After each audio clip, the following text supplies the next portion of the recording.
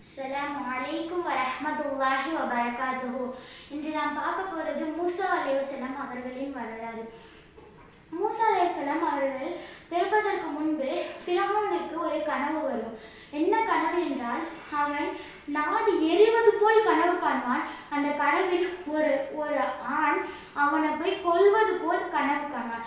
அவன் பயந்து கொண்டு பிறக்கக்கூடிய ஆண் பிள்ளைகள் எல்லாரையுமே வஃபாத்தாக்கி விடுவார் பிறப்பதற்கு முன்பே. அப்பொழுது ஒரு நபர் சொல்வார், நீ இப்பொழுதே எல்லாரையும் வஃபாத்தாக்கி விட்டால் நம்மளுக்கு அடியான் என்று யார் இருப்பார் என்று கேட்கும்போது, ஒரு வருடம் நான் பிள்ளைகளை வளர விடுவேன், அதுக்கடுத்து நான் வஃபாத்தாக்கி விடுவேன் என்று சொல்வான். சொல்லும் பொழுது ஒரு வருடம் வளர விடும் பொழுது ஹாரூன் அலைஹிஸ்ஸலாம் பிறந்து விடுவார்கள். இரண்டாவது வருடம் வஃபாத்தாக்கி விடும் பொழுது மூசா அலைஹிஸ்ஸலாம் பிறப்பார்கள். அப்பொழுது ஃபிரௌனுடைய அடியார்கள் ஒவ்வொருவரும் போய் ஒரு கதவை தட்டி, இங்க எதுனா யாரா குழந்தை பிரெக்னெண்டா இருக்கீங்களா அப்படி சொல்லி ஒரு வீடாக கேட்கும்போது, அவங்க ஃபிரௌன் அலைஹிஸ்ஸலாம் அவங்களுடைய மூசா அலைஹிஸ்ஸலாம் அவங்களுடைய அம்மா கிட்டேயும் கேட்பாங்க. கேட்கும் பொழுது அவங்க சொல்லுவாங்க, இல்லை அப்படி சொல்லுவாங்க. அல்லாஹ் அப்போ என்ன பண்ணுவானா, வயிற்றில் இருக்க குழந்தைய தொடக்கி இறக்கிடுவான் மூசா அலைஹிஸ்ஸலாம். அப்போ அவங்களுக்கு தெரியாது இங்கே யாருமே இல்லை அப்படின்னு நினச்சி அவங்க போயிடுவாங்க. அது போல 10 மாசமும் எல்லாம் பண்ணிக்கிட்டே வருவான். அப்போ அந்த குழந்தையும் பிறந்துடும். ஒரு குழிக்குள்ள வச்சுன்னா மூசா அலைஹிஸ்ஸலாம் பிரித்து எடுப்பாங்க. அப்போ அதுக்கு அடுத்து ஒரு வாட்டி வருவாங்க. கேட்கும்போது இங்கே என்ன குழந்தை இருக்கான்னு பார்க்க வரும்பொழுது இவங்க என்ன பண்ணுவாங்கன்னா, அடுப்புல ஒரு சட்டியை வச்சிருப்பாங்க. அந்த சட்டியை அடுப்புல வச்சதை பார்க்காம மூசா அலைஹிஸ்ஸலாம் உள்ள வச்சுட்டு இவங்க போயிட்டு இல்லை யாருமே இல்லை சொல்லிட்டு அப்படியே ஃபுல்லா தேடிட்டு இருப்பாங்க. என்ன குழந்தை இருக்கா அப்படின்னு சொல்லிட்டு. ஒரு குழந்தையும் உள்ள இருக்கிற மாதிரி தெரியாது. அந்த அடுப்பு எரியுதே, அதுல எப்படி குழந்தைய வைக்க முடியும் அப்படி சொல்லி இவங்க யோசிச்சுட்டு போயிடுவாங்க. போனதுக்கு அப்புறமா அவங்க அம்மா போயிட்டு பார்ப்பாங்க, அடுப்பு எரியுதே அப்படின்னு சொல்லி பயத்தோட போய் அந்த சட்டியோட மூடி ஓப்பன் பண்ணுவாங்க. ஓப்பன் பண்ணும்போது மூசா அலைஹிஸ்ஸலாம் சிரிச்சிட்டு இருப்பாங்க உள்ள. சுப்ஹானல்லாஹ், அல்லாஹ் எப்படி அவங்க அந்த நெருப்புல இருந்து அந்த ஒரு சூட்டுல இருந்து பாதுகாத்துருக்கான் பாருங்க. சுப்ஹானல்லாஹ். அப்போ அவங்க என்ன பண்ணுவாங்க, நம்ம பிள்ளை நம்ம கூட இருக்கிறது பத்திரமா இருக்காது அப்படி சொல்லிட்டு அவங்களுக்கு ஒரு டப்பா மாதிரி ரெடி பண்ணி அந்த துணி வச்சு மூசா அலைஹிஸ்ஸலாம் சுற்றி ஒரு கடல்ல போய் விட்டுருவாங்க.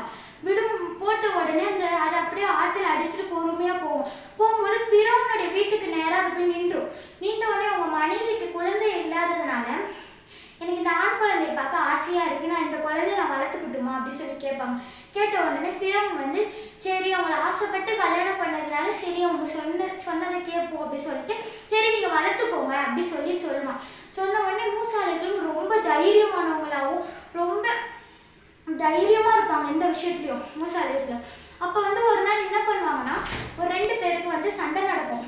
யாருக்குன்னா, ஃபிரௌனுடைய ஆளுங்களுக்கும் பனி இஸ்ராயேல் அவங்க கூட்டத்திற்கும் 2 பேருக்கும் சண்டை நடக்கும். அப்போ மூசா அலைஹிஸ்ஸலாம் என்ன பண்ணுவாங்கன்னா, பனி இஸ்ராயேல் ஆட்கள் பார்த்துருவாங்க. ஃபிரௌனுடைய ஆட்கள் ஒருத்தர் தெரியாம சும்மா குத்துவாங்க.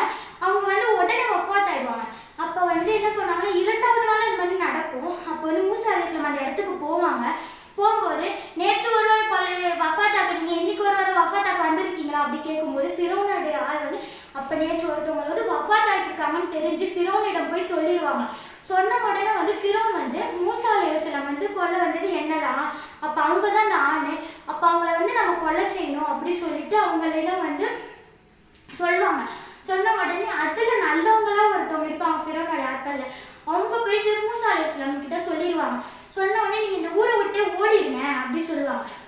அவங்களாம் அந்த ஊரை விட்டு வேற ஒரு நாட்டுக்கு போயிடுவாங்க. போன உடனே அங்க ஒரு மாடுகளுக்கு தண்ணி வச்சுட்டு இருப்பாங்க நிறைய ஆண். அப்போ 2 பெண்மணி மட்டும் ஓரமா நின்றுட்டு பார்த்துட்டு இருப்பாங்க, என்ன பண்றதுன்னு தெரியாம. அப்போ மூசா அலைஹிஸ்ஸலாம் கேட்பாங்க, நீங்க எதுக்கு ஓரமா நிக்கிறீங்க அப்படி சொல்லி கேட்பாங்க. கேட்கும்போது சொல்லுவாங்க, அந்த மாதிரி எங்கள் அத்தாக்கு உடம்பு முடியல, நாங்கள் எப்படி அந்த கிணற்றில் உள்ள கல்லை தள்ளிட்டு அந்த மாட்டுக்கு போய் தண்ணி வைக்கிறதுன்னு எங்களுக்கு தெரியல, அங்கே ஒரு அந்நிய ஆண்களாக நிற்கிறாங்க அப்படி சொல்லுவாங்க. சொல்லும் பொழுது அவங்க சொல்லுவாங்க, சரி வாங்க அப்படி சொல்லி கூப்பிட்டு போய் அந்த 10 பலசாலிகள் சேர்ந்தாதான் அந்த ஒரு கல்லை தள்ள முடியும். ஆனால் மூசா அலைஹிஸ்ஸலாம் ஒற்றால அந்த கல்லை தள்ளி அவங்களுக்கு தண்ணி எடுத்து கொடுப்பாங்க. அவங்களும் போய் அந்த மாட்டுக்கு வச்சிருவாங்க. வச்சதுக்கு அப்புறமா அவங்க வந்து என்ன பண்ணுவாங்க, வீட்டுக்கு போயிட்டு அவங்க அத்தா கிட்ட சொல்லுவாங்க, இந்த மாதிரி ஒருத்தவங்க வந்து எங்களுக்கு ஹெல்ப் பண்ணாங்க அப்படின்னு சொல்லிட்டு. அப்போ வந்து சொல்லுவாங்க, அவங்க யார் அப்படின்னு கேட்கும்போது அவங்க பேர் மூசா அலைஹிஸ்ஸலாம் இதெல்லாமே சொல்லும் பொழுது அவங்கள வந்து கூட்டிட்டு வாங்க அப்படின்னு சொல்லுவாங்க. அவங்கள கூப்பிட்டு போகும்போது இவங்க ரொம்ப தைரியமானவங்க அப்படின்னு அவங்கள பற்றி பெருமையாக பேசிட்டு இருக்கும்போது இவங்களை பற்றி அவங்க அந்த 2 பெண்மணியில் ஒருத்தவங்க சொல்லுவாங்க, இவங்களை வந்து நீங்கள் வந்து மாடு மேய்க்க வச்சுக்கலாம், ரொம்ப தைரியமானவங்களா இருக்காங்கல்ல, அவங்க வந்து நல்லா தைரியமானவங்க, அதனால் அவங்க நம்ம மாடு மேய்க்க வச்சுக்கலாம் அப்படின்னு சொல்லுவாங்க. சொல்லும்போது நீங்கள் எங்கள் வீட்டிலே இருங்க, நீங்கள் வந்து எங்கள் மாட்டை வந்து 8 வருஷம் நீங்கள் மேய்ச்சி கொடுத்தீங்கன்னா நான் வந்து உங்களுக்கு வந்து ஒரு பொண்ணை உங்களுக்கு தரேன் அப்படின்னு சொல்லுவாங்க. சொன்ன உடனே மூசா அலைஹிஸ்ஸலாம் நான் 10 வருஷம் மேய்க்கிறேன் அப்படின்னு சொல்லுவாங்க. சரி சொல்லிட்டு 10 வருஷம் கழிச்சு அவங்களோட ஒரு பொண்ணையும் திருமணம் செஞ்சுப்பாங்க. அப்போ அவங்க மனைவியோட ஒரு நாள் வெளியில வந்திருப்பாங்க. வெளியில போயிட்டு இருக்கும்போது ஒரு பதகுலி மாதிரி ஒரு இடத்துல வந்து ஒரு குரல் கேட்கும். அது என்னன்னா அல்லாஹ் தான் பேசுவான்.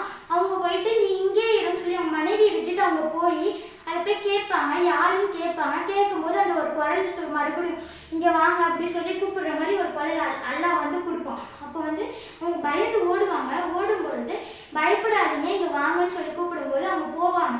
போயிட்டு இருந்தா அவங்க தடியை கீழே போடுங்க அப்படி சொல்லுவாங்க. அவங்க கையில் வச்சுக்க தடியை, அந்த தடியை கீழே போட்டுட்டு அது ஒரு பெரிய பாம்பாக மாறிடும். அவங்க அதை பார்த்து பயந்து ஓடுவாங்க. ஓடும்போது அல்லாஹ் சொல்லுவான், இதை பார்த்து பயப்படாதீங்க, நீங்கள் அந்த பாம்பை பிடிங்க அப்படின்னு சொல்லுவான். பிடிச்ச உடனே அந்த பாம்பு வந்து மறுபடியும் தடியாகவே மாறிடும். அப்போ வந்து அவங்க சட்டை பாக்கெட்டுக்குள்ளே கையை விடுங்கன்னு சொல்லும்போது கையை விடுவாங்க, வெண்மையாக மாறிடும். மறுபடியும் கையை விடுவாங்க, கை நார்மலாக மாறிடும்.